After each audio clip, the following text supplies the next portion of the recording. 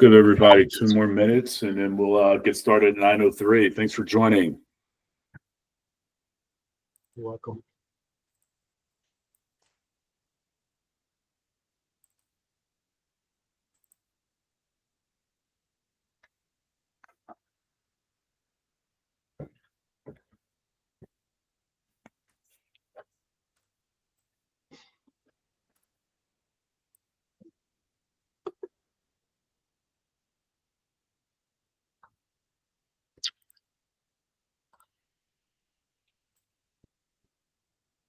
Give it 1 more minute, and then we will get started. We got some really good feedback on that last one with the single threadedness. So excited to a lot of people look at the recordings. And Ben, when we do a good job of like time stamping it, it's that's been super helpful.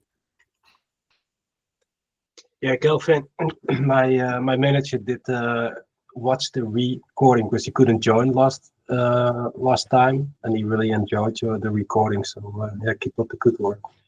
Absolutely, and obviously as we on board, if there's any specific challenges that your team is facing, definitely with Elisa and our customer success team, bring those up, because what we're trying to do is aggregate what Brian is hearing on his side with his coursework, with the account executives that he's helping.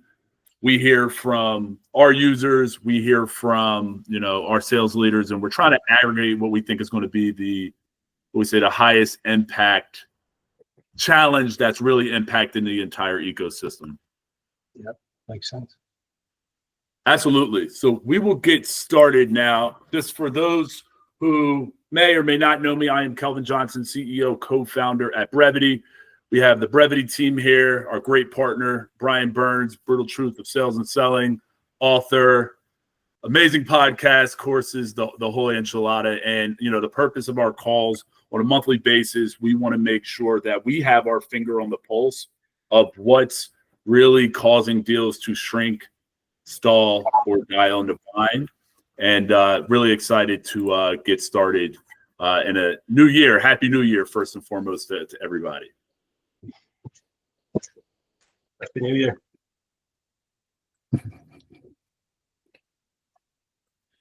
And what's the expiration date on? What's that? I was asking if anyone made quota yet. Not yet. I don't know. Stefan might. Yeah.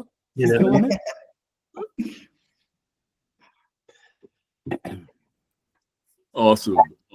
Well, the purpose, as I said before, is to really just make sure we have our finger on the pulse of the different conversations and traps preventing what ultimately matters to everybody on this call: revenue attainment. And if you guys have not checked this out before, Volume 2 is actually coming out in book form late April, called the Revenue Performance Proverbs.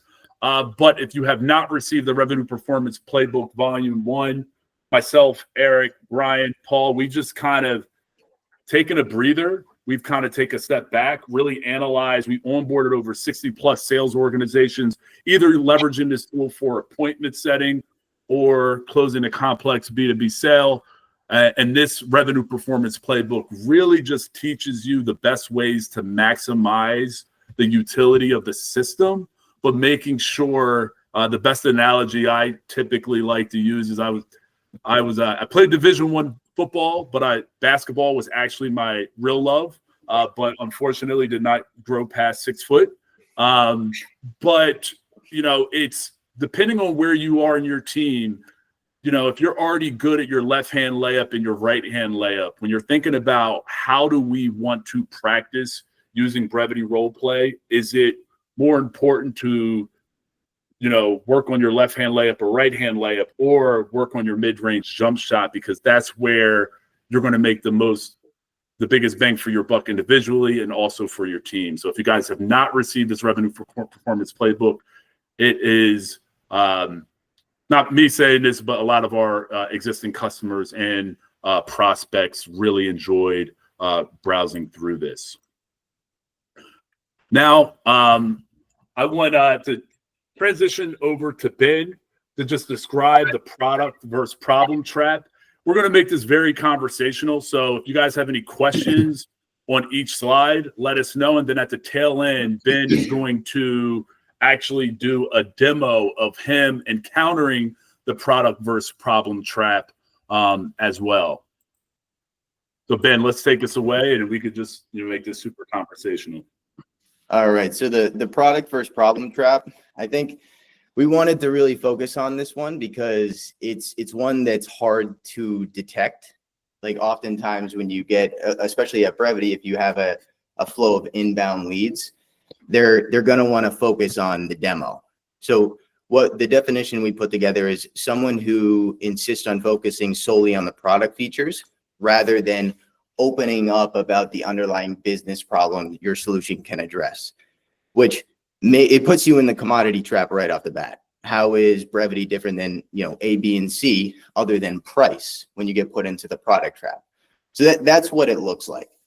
And what it sounds like is, what you'll see in the role play we put together is, tell me how the role play works. Does it do this? Does it integrate into my CRM? Does it have this button? What's it cost? So that's kind of like at a high level what it sounds like when a prospect does it. Now, the impact of not practicing and mastering the skills is kind of what I alluded to. You're going to fall right into the commodity trap. So oftentimes what we see here is it's hard to get a next step because they don't really understand what your solution can do for their business. So the implications of not mastering the skill is you're going to lose a lot of deals to no decisions based on what we've seen with the customers that have come to Brevity. You're going to get ghosted quite a bit because for them, what's the purpose of just showing up to another meeting other than taking up their time if they don't see it as a value add? It's just another product that they'll add to their tech stack. And then the third piece of that is kind of a symptom of the first two is longer sales cycles.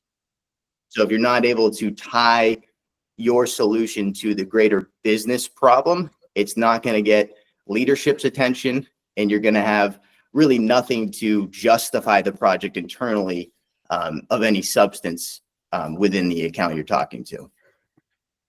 Yeah. And I think it's important to know that this comes about, and managers don't see this because the rep sends them a proposal. And the rep is very comfortable talking about the product and very uncomfortable talking about or asking about the problem. And let's face it, who wants to talk about their problems? Everybody wants to mask their problems, ignore their problems. So what you want to do is ask symptom questions. What are the symptoms they have the problem that you solve? And if you don't surface the problem, you're just talking about the product. And if it doesn't solve a problem for them, why would they buy anything? You're just educating them. And whether you use spin selling, gap selling, any solution selling, it's all based about surfacing the problem that they have. We all have a revenue problem. How you view it is different, right? We just got off a big quarter. Did all the deals close? A lot of them went to no decision. What's the number one cause of no decision? It's a must. It's a nice to have. It's not a must have. We can wait. And to illuminate, I was thinking about, all right, where have I personally, where have I fallen into the product versus problem trap? I have two stories I want to share with you all because it can sound different in different ways. I had a story where it was a, innovative technology in the temperature and weather space, right? And the very first call, Kelvin, just letting you know up front, I don't have any budget. Blah, blah, blah. I heard about you on Brutal Truth Sales and Selling podcast, but I'm interested, but I'm letting you up front know that I had no budget. Okay. So didn't push. I come back, no next step booked, did a horrible job qualifying, right? He comes back to me via email 2 months later, Kelvin, I got the budget. Can we get on the line for next steps? So what do? I never reconfirm pain and why I have happy ears and I say, shit, he's got the budget. This is going to be a close win. This story gets even freaking worse. I get on the call. He brings on someone new. They want to see a demo. I don't confirm why they need to see a demo and whether there's specific areas in their sales conversations or take an analysis of their close. What are the top 3 reasons on their close loss report in order to help them improve their revenue performance? Because that's what we're in the game here for. The story gets worse where essentially after the demo, he sends me 27 questions about the product to what Ben was talking about. What languages do you have? What accents do you have? What tones do you have? All these things where I never confirm the problem and why he needs to fix it now.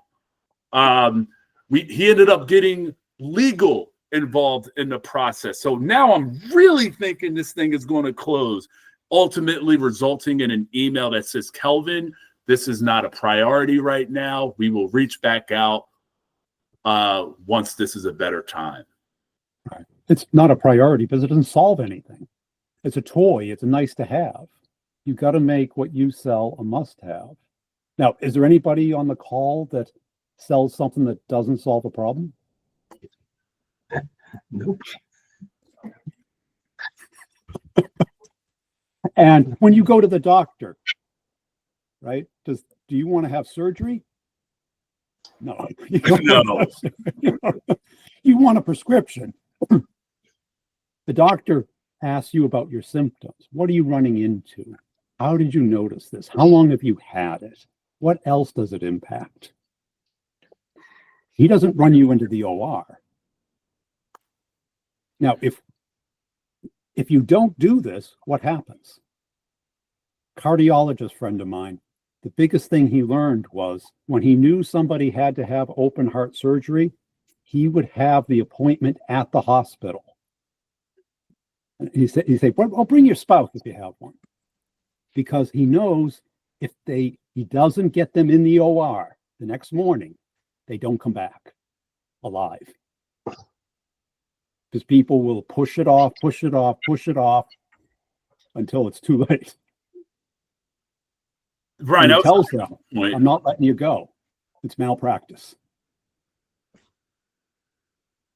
Can you, Brian, that was a great analogy. I think that one could easily be missed. Sometimes I think repetition is the best phrase here. Could you tell that one again? Because that is significant. Yeah.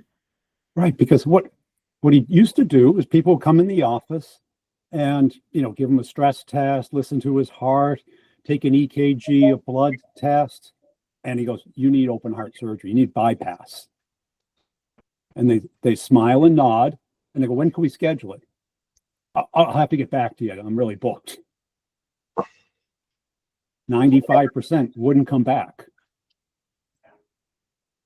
So if you go to a cardiologist, make sure you have Absolutely. And then I want to share one more story just to crystallize another example of the product versus problem trap that you can win before it starts, right? So a lot of the time when we're selling Brevity role play, we have a calendar booking link that a lot of you book time on. People are like, the biggest thing is this thing actually realistic and relevant? We've been able to prove to a lot of you on the call that it absolutely is.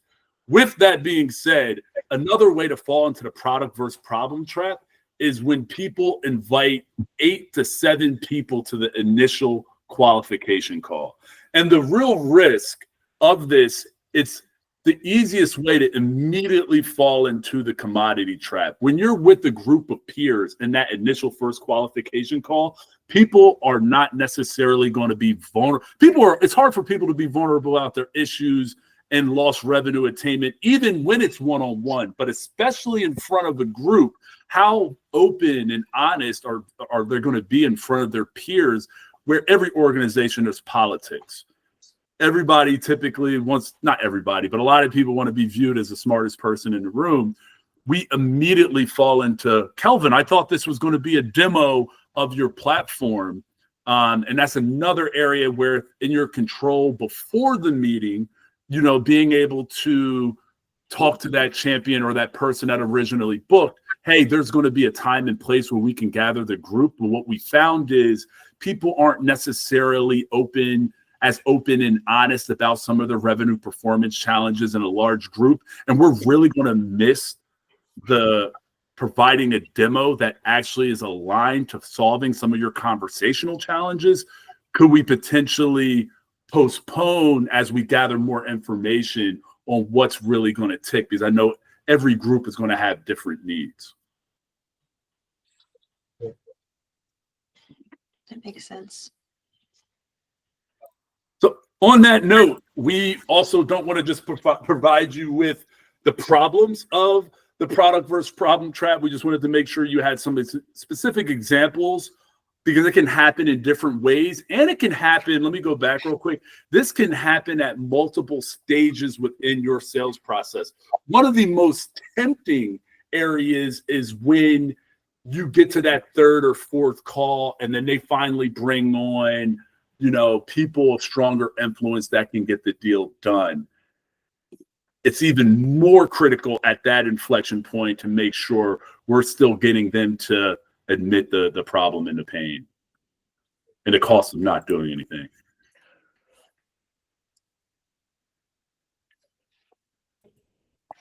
Ben, take us away. All right. So number one, I think this is the most important one, is, to Brian's point, talk about the symptoms. So lay out the underlying symptoms of the problem your solution solves, because ultimately, if you get on a call, tell me your problems, you know, 100% of the time, they're probably not going to know, or they're going to give you some generic answer. So it's our job as salespeople to come prepared and pull it out of them. Now, the symptoms, if you don't really understand what symptoms are, they're leading indicators of the greater problem your solution solves. So for Brevity, it's basically all about revenue. We want to increase your team's revenue. So one of the big metrics is quota attainment. A lot of times the reason customers come to us is because, let's just say, 50% of their reps are on target. Now, if you look under the hood of that, the indicators of reps not hitting quota is their deals going to no decision, their deals getting stuck in procurement or legal.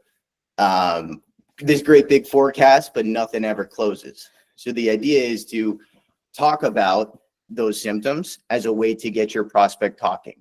And once you get your prospect to identify those symptoms, which lead to the greater issue, then you have something you can hook on for the duration of the sales process. So that becomes super important when you start to go talk to leadership, when you start to talk about budget and justifying it internally. So that's why it's super critical to identify those up front. Now, if you haven't done this exercise, like going through the symptoms of your sale, I highly recommend that you do it, because it's a great exercise to help you understand your prospects better. And also, it's going to naturally help you develop better questions, because they're going to be more pointed. They're not going to be generic. Mm-hmm.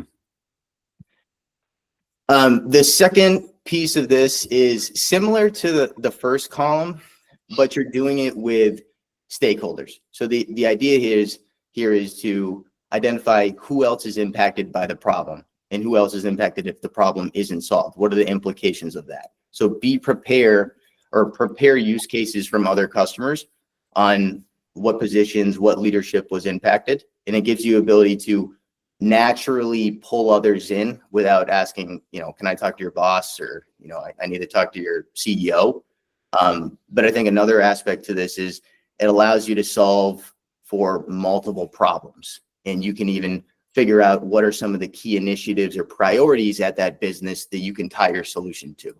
So it's helping you continue to get wider, both with stakeholders you can work with, but also more of a problem you can solve, which is ultimately going to help you build up the business case.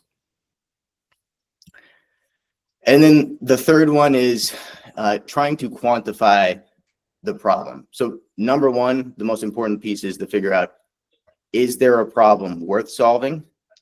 Or is there a problem to solve, and is it worth their time, and is it worth solving it? And if you identify that it is, try to collect customer metrics that you can use to build up a business case. Because I know Brian Burns preaches this, and it's been a game changer for us at Brevity, is really focus on not just the ROI, but the why now. And if you can use customer metrics to say, hey, 50% of your reps are hitting target today, we want to get that to 57% or 60%. And this is what that looks like for your business.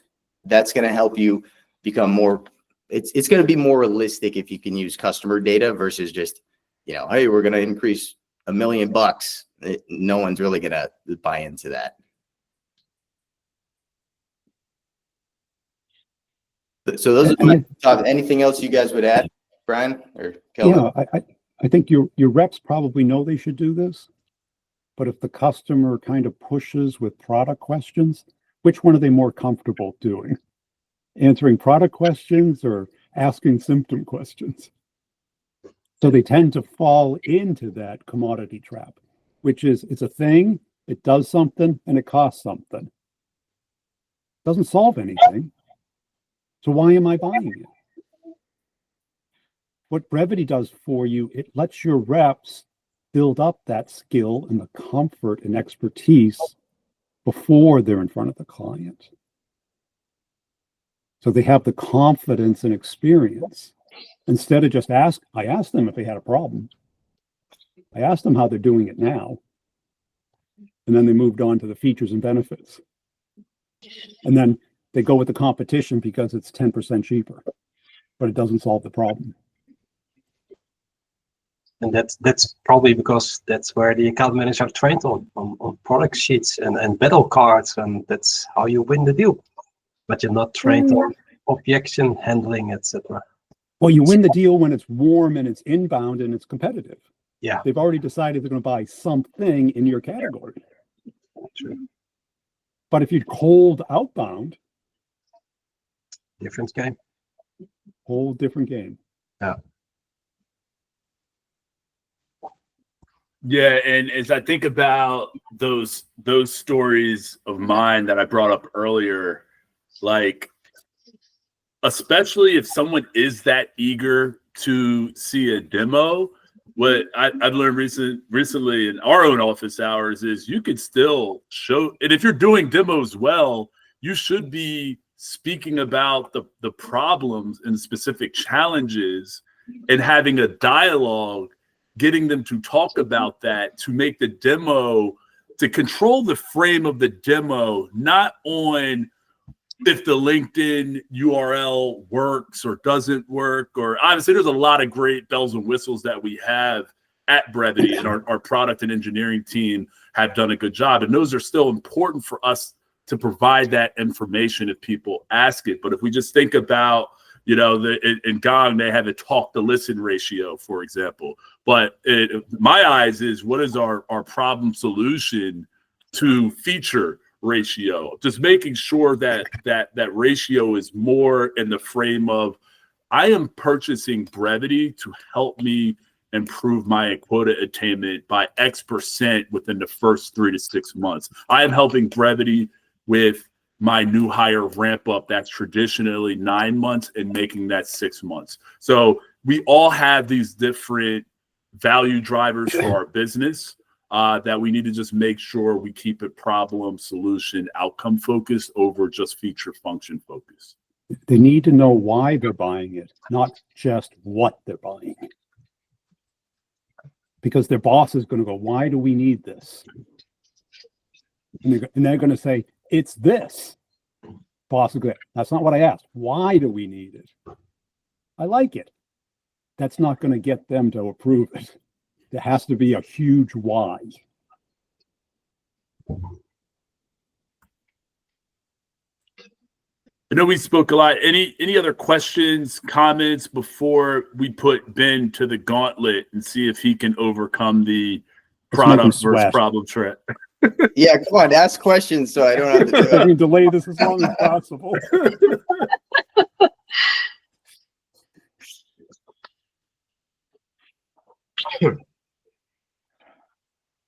If not, Ben, time for you to take us away. All right, fine.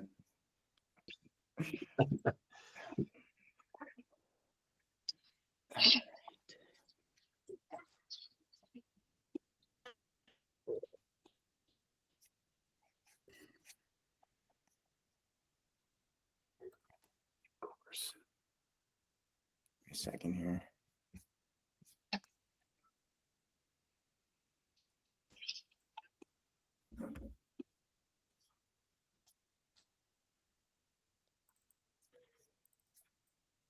Where it's not picking up my tab here. There we go.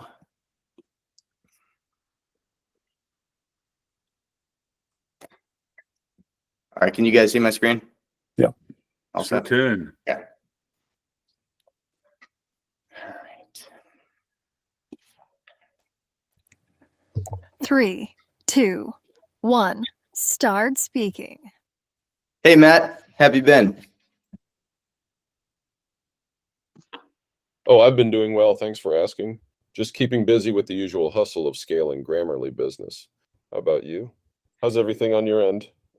Oh, that's what I like to hear. Yeah, I mean, it's been very busy. Everybody's gun ho in the new year, but I'm looking forward to our conversation. It's great to have that energy in the new year. I'm eager to dive into our discussion and explore how your product or service can align with our strategic goals. Could you provide some insights into the key features and benefits that our team could leverage? Sure, I'd be happy to, but I'm not really sure, Matt, where to begin because there is a lot I could go through, but I'm not sure I understand specifically what I'd be wanting to focus on. Did you have an idea of what you'd be looking to explore further? I understand there are plenty of aspects we could delve into. Right now, I'd be particularly interested in understanding how your solution can complement and enhance our existing technology stack, especially with regard to scalability and user engagement. Could you highlight any features that really stand out in those areas? You know, why don't we do this just to help us to identify if this is even worth pursuing? Usually when companies come to us, Matt, they're looking to solve a specific sales problem. So for example, a big reason why customers come to us is that their reps are behind on target. So let's just say 60% of their reps are hitting target and they want to use Brevity to help increase their sales effectiveness. And when we look at the symptoms of the greater problem, a lot of those deals are dying because they're going to no decision. There's lack of qualification or asking open-ended questions on the front end. So based on what I've said, what are some of the reasons that some of your deals are dying based on what you've seen at Grammarly? It's interesting to consider that perspective. At Grammarly, we've certainly faced challenges with deal qualification and navigating through lengthy decision cycles, which is why precise qualification and engagement are crucial for us. Could you share how Brevity specifically addresses these areas and potentially integrates with existing sales processes to enhance effectiveness? Yeah, absolutely. And to give you further context on our end, the reason we like to get a better understanding of your sales process where a deal's dying, because we tailor specific role plays to help mitigate these issues. So the idea is once we implement Brevity, we have areas where we can target. So you said qualification. We can get better at advancing deals from the qualification piece to the next stage in your sales process. So we developed a trap series within Brevity to help your reps get better at asking questions and securing next steps. So that's really why I'm asking you these questions, because then we can have a more targeted approach when I actually go through the features of the product. So qualification is a good one. What specifically about qualification, Matt, do your reps need to work on? I see where you're coming from. Our reps could definitely improve on their ability to identify and prioritize high potential leads at the qualification stage.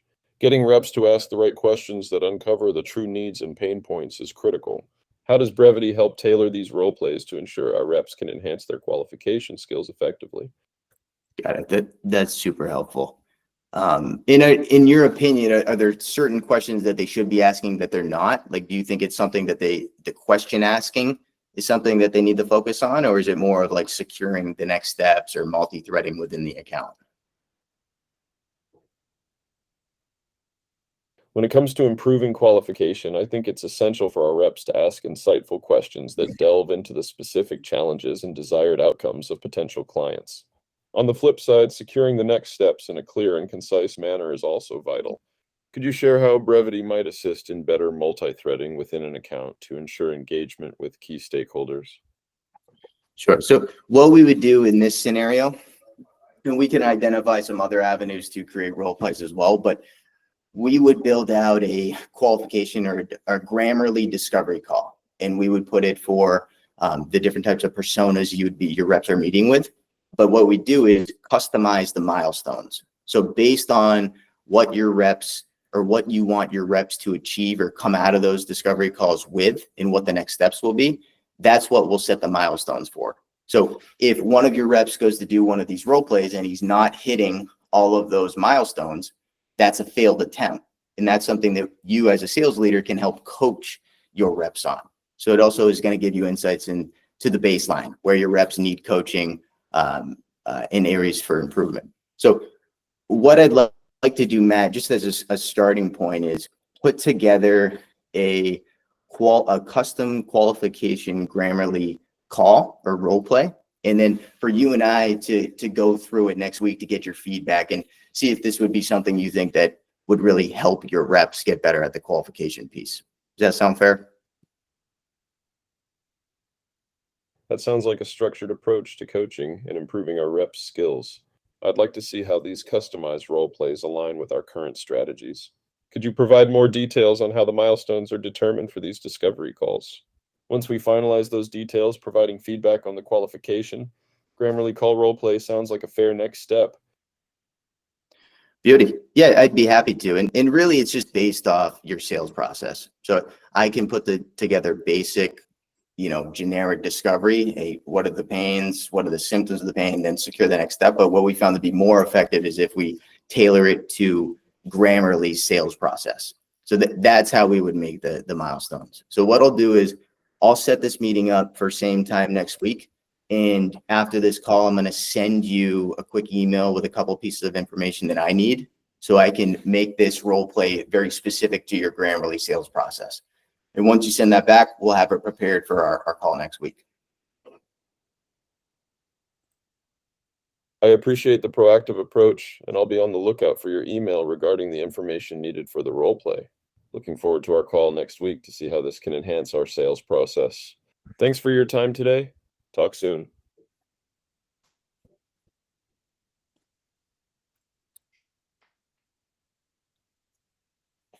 All right. And then this is probably one of my favorite parts about Brevity is you're getting feedback. You're getting instant feedback that you can iterate on your next role play or for the calls you have that day.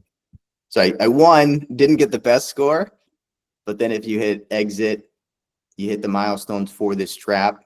And the idea for this trap is it's a shorter formed role play. So the idea of this trap is the product first problem. So we're trying to handle that. Hey, let me see the product quickly and convert them to start talking about their pains and then secure the next step. I think if we wanted to, we could go into a longer form, but the goal of this is to be hyper focused on handling that features and benefits question. And what's unique here is Matt's team is walking into the commodity trap. What did he say? Our qualification is not working. We need help with our qualification. You know why? Because the reps are telling them what it does, not why they need it. So they say, oh, tell me how Grammarly works. Oh, it corrects your spelling and your grammar all automatically. Oh, that's cool. Thanks. Send me a quote. It'll happen in 3 years.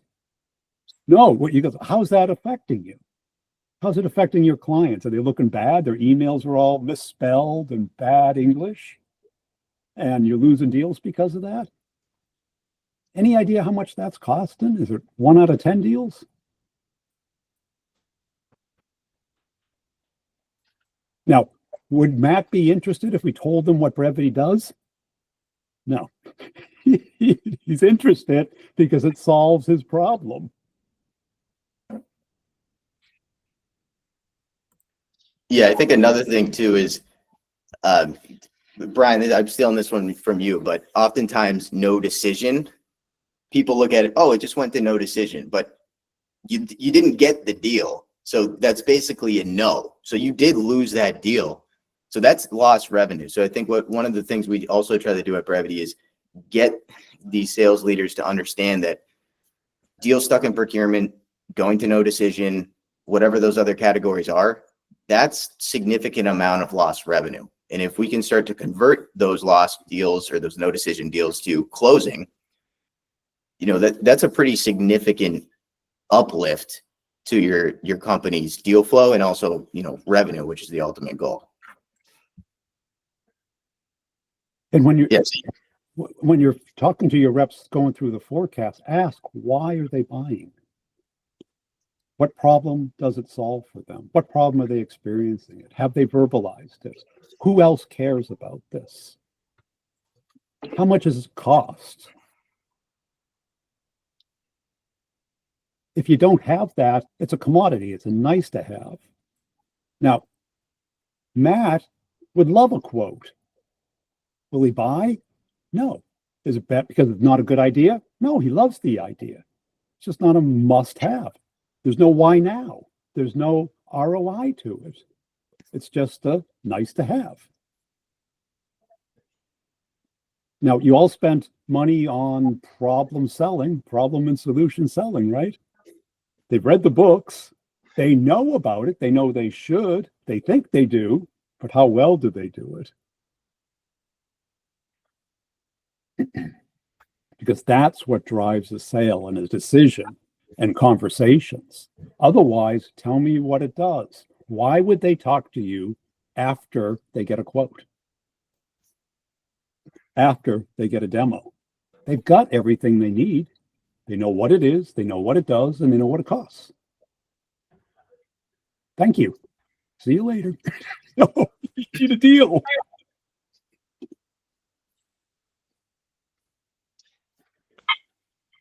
Do people see the value of this? Because how long did that take? 5 minutes? Yeah.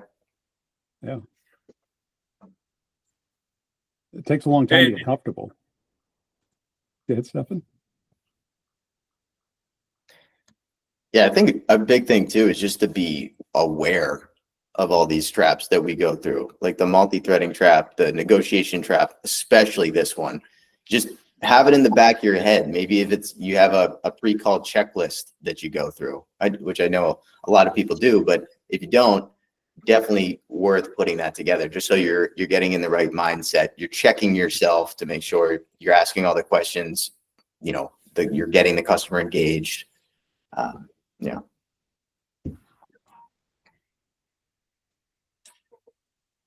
Yeah. So some any questions, comments before I dive in? No, Ben, I think you did a great job in deep diving into the real issues behind the qualification issues.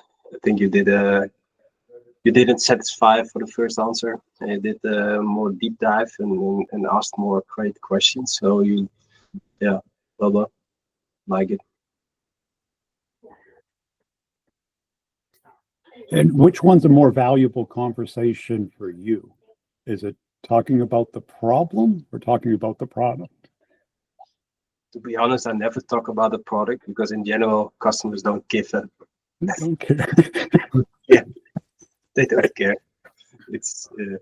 And has anybody bought it without having a problem? Say it again, Brian. Has any of your clients bought your product without having the problem it solves? No, of course not. No. Of course not. Right. Now, here's the pro tip. What if they're in latent pain? Because Matt was probably in latent pain. We had to surface it. The qualification isn't that good because he manages the forecast and there's a lot of stuff there that shouldn't be there. Yeah, pour some salt into it, make it more painful. If they're in latent pain, these symptom questions start the problem conversation. What we're hearing is a lot of people are finding that the qualification is product focused, and what ends up happening is the client forgets why they need it instead of what it is. Is that something you're seeing? Yeah, I kind of asked you guys. yeah, Kelvin. What- What we would be interested in is at the end of the quarter, we just got off the end of the quarter. On the 31st, when you were refreshing your inbox and looking for what contracts came in, what's the most common reason the deal didn't come in? If you ask me, Brian, probably would talk to the wrong stakeholders. Okay, well, you can talk to the person, yeah, because the person who pays for it is not the person who experiences the problem typically, Yeah. right? Yeah, exactly. Yeah. So They don't feel the pain. They don't feel the need for change. And if there's no need for change, they keep to the status quo. It's the easiest, safest way. But wait a second, what if Matt had a business justification that this would generate $2 million in 2025 of closed won deals by focusing the reps on closable deals, not tire kickers, not people who want to learn, or just curious. You know, when you see a nice Porsche drive by, you want to know how much it costs, right? Yeah, can I afford it? Yeah, you're curious. Do you want to buy it? Yeah. If you had the money, you want to buy it. No one stopped you. No. But you're just curious. True. Is that But are you what- forecastable? I'm not going to buy it once I know the price. Once somebody gets me the price, you don't. Yeah, it's 200 grand, and you're like, well, it's a nice car. True. But if you're single and you just won the lottery and you have a lot of time on your hands Yeah. and you'd like to attract, you know, a co-pilot for the Porsche, you're Yeah. in market. You have a problem to solve. You're lonely. You don't have a fast car. You never had a convertible. True.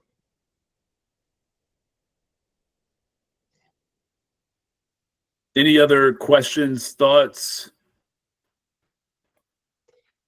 So the only thought I have, and I'm looking at in my own experience, is that I think in general we have a practice problem, and that's a real issue because we're sending out an email, probably polished via some kind of AI tool, is nowadays very easy, but really get into touch and have that meetings and have the discovery calls, that really requires experience and skills, and you need to practice it. And I think we lost the art of communicating along the way over the last couple of years, and that's why I reached out to my manager to discuss this tool, because I really recognize this as a practice problem, because we have product knowledge enough. That's not the issue. Not the issue. It's Do, not the do, issue. do you care about how many horsepower the Porsche is? No, I don't care. I don't care. Rack and pinion steering, traction control. No. Do you know what that is? I don't know what it is. No, exactly. And that's why I love this tool to You were in active pain. sure.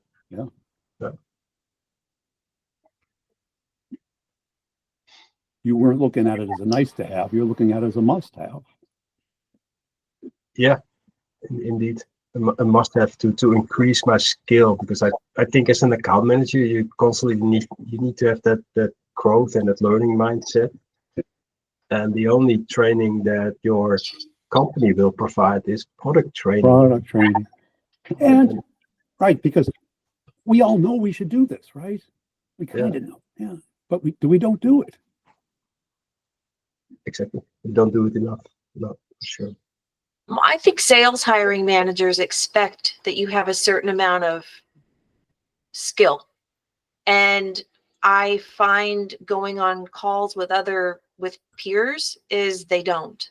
And I think one of the biggest hurdles in my industry is the cost of change. That is the biggest thing. Most of the people that I encounter aren't necessarily in the C-suite. but they report directly to the C-suite, and they don't want to change anything because it's so important for us to make that customer look good. And I think about that, and I even say it sometimes. My job is to make you look good. And I think I've had so much when I was doing the demos of this, and thank you, Kelvin, for that. I had so much fun with it. Like, I set it really hard so that I was like sweating and shaky at the end of it was Well, fun. It's hard. Yeah. You When know? you try the price, send me a quote one, it just will not let you go.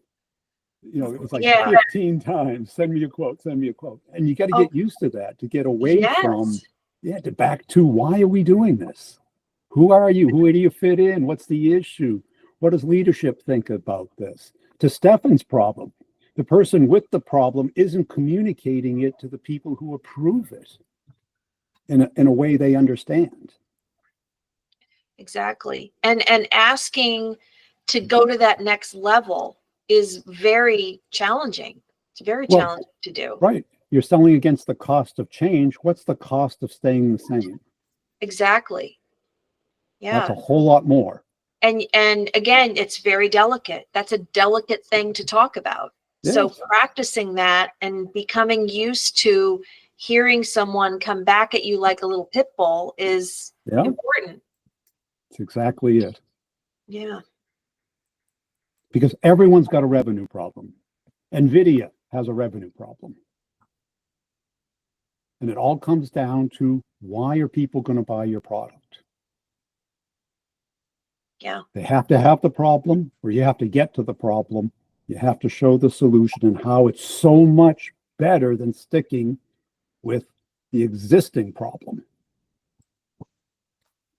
But you got to hear the problem first, and you've got to do it.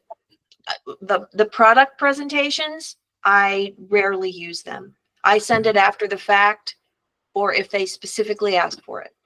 Yeah. I never bring a demo with me, ever. Right.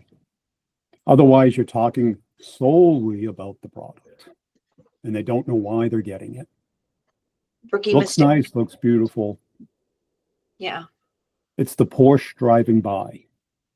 Well, in my industry, it's all it's all the same. It's all different iterations of the same thing. So. Yeah.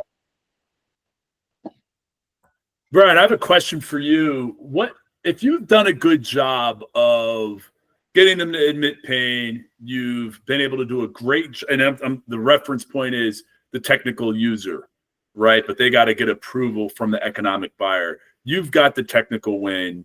You've got a clear business justification, but you sense that technical buyer lacks the courage to go to the economic buyer for approval.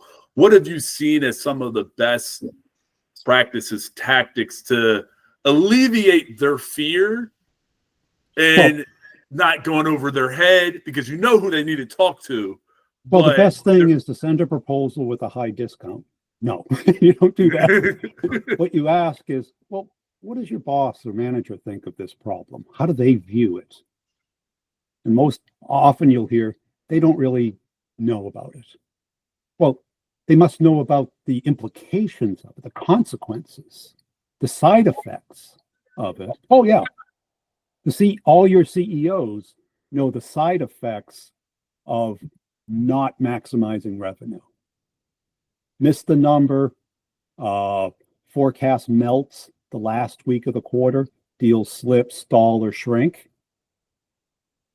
And that's how the CEO views it. So how can we persuade them? How can we show this to them? What do they care about? How can we pull out of them the problem and how they see this problem? Because most CEOs see that it's an activity issue today, right? They're not working hard enough. Well, you can double the number of fake deals in the quota, in the forecast, but that doesn't increase revenue. We've been doing that for 10 years, right? By the cadence tools, now the AI tools, more spam. more demos, close rates go to nothing. I always ask, oh, how does your boss think about this? What does leadership think of this problem? Well, they view it as this or that. Okay, how do we align this with the objectives that they want? Because they spent money on sales training. They spent money on hiring great salespeople. They spent money on automation tools and CRM. But are they winning the deals?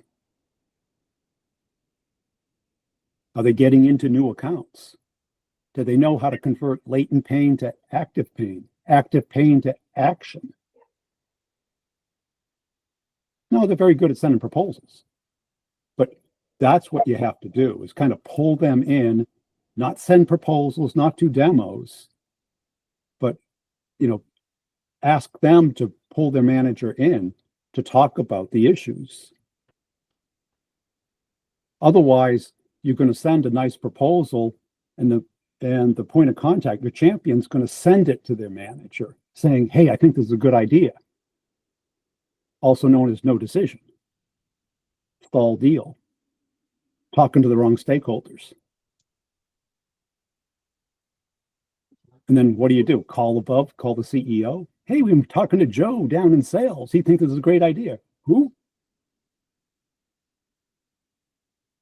It's the large complex sale. But most people are treating it like a transactional simple sale. Mm-hmm, mm-hmm.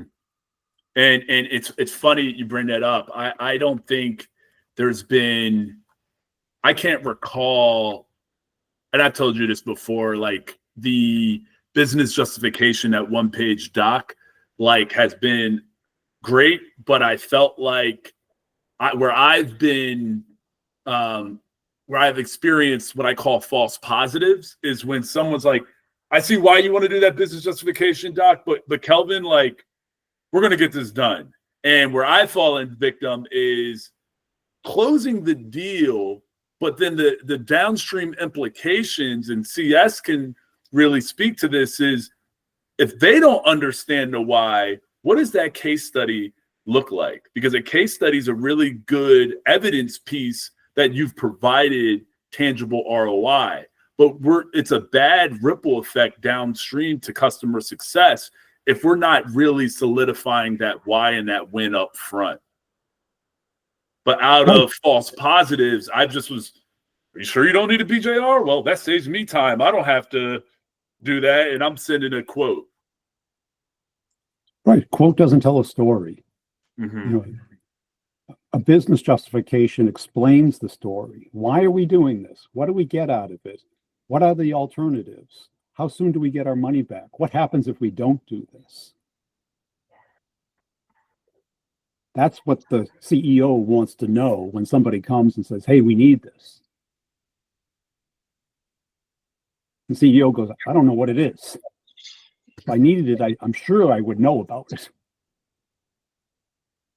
And that's why it slips into next quarter, because you got to start the sales process all over again with the people who give approval to new products.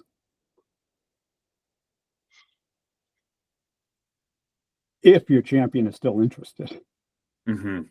Usually your champion gives up, like in your case, Calvin, or it's like, oh yeah, we're ready to go. As soon as he hits resistance, it's not a priority, we'll push it off. There's no why. It's a what? No why. Awesome. Well, thank you all for all joining this. Is there any last questions, comments, thoughts? This is a very important one to be cognizant of, that this can happen at almost any stage along that journey.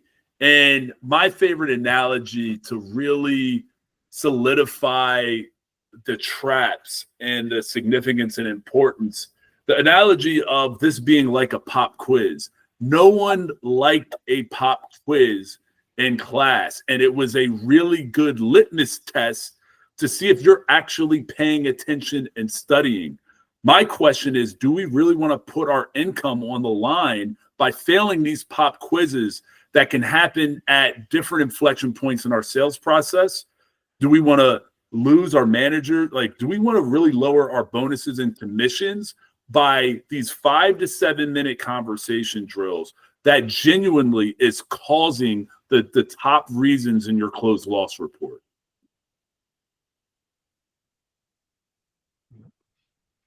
On that note, let's crush it in 2025. And yeah, have a great weekend. Thank you. Ready. everybody. Bye-bye. Bye-bye.